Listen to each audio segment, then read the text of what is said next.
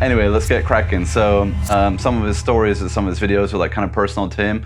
So some of the stuff that happened to him as a kid, you know, as a child growing up and stuff like that, nightmares, monsters on the bed, various stuff like that. But what I have is a Ouija board story. So he's done a Ouija board story as well. But in my case, it was like a homemade one. So it was a friend of mine from school. His name was Jerome. He was a French dude. And he said we should try it. And we didn't actually have the real Ouija board, so he made one up. In the end, the glass wouldn't like go around. We have like a half pint glass on the table, and it wouldn't actually slot around. So we had to use talcum powder. He drew it all out by hand and all that stuff. It was like taped together. It was very bish bash bosh. But either way, this is what happened. So basically we did a DIY like Ouija board in my bedroom. It didn't work at first, like I said, then we had to put the talcum powder and stuff like that. But then we made contact with this boy or a spirit or something like that. I think it was a child. And after our conversation, I can't remember what we were talking about and stuff like that, because it was like a kid or whatever, and we're just trying it out. We kind of gave up, right? So we wanted to call at night, and then we kept on asking it to leave. So this is something you have to do. You engage with spirit, and then you have to ask it to leave. And then basically we tried like several times, it wouldn't leave. So we just basically like quit. We left it at that, which you shouldn't do, but he wouldn't go away because he was bored or lonely or whatever, you know, and then he got like sucked into our little vibe.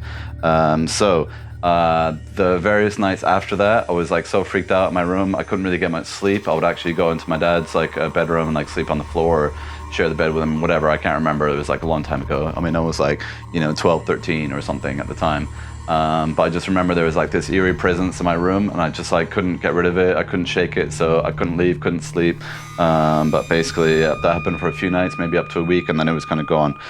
This is in Indonesia, by the way, so I've got a couple of Indonesian stories.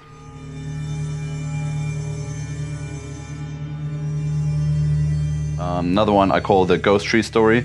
So I had quite a few friends because it was a very big school, and we're kind of like into like parties and stuff like that, like drinking, some drugs, smoking cigarettes, stuff like that.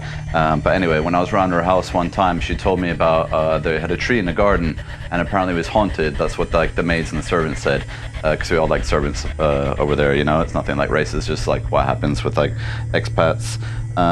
So like whenever a servant would sit by the tree, it was like they would become possessed by something, and then as soon as like they were kind of going about their daily business, they were like a different person. Sometimes it would last like days or weeks or whatever. I think some extreme cases would probably have to get an exorcism or some kind of cleansing or whatever. But that always stayed with me because it was like a temporary possession. So that tree has probably got lots of spirits or something. Maybe it's a very old tree because it's Indonesia, so it's like, you know, thousands of years old, hundreds of years. I don't know exactly. I can't remember.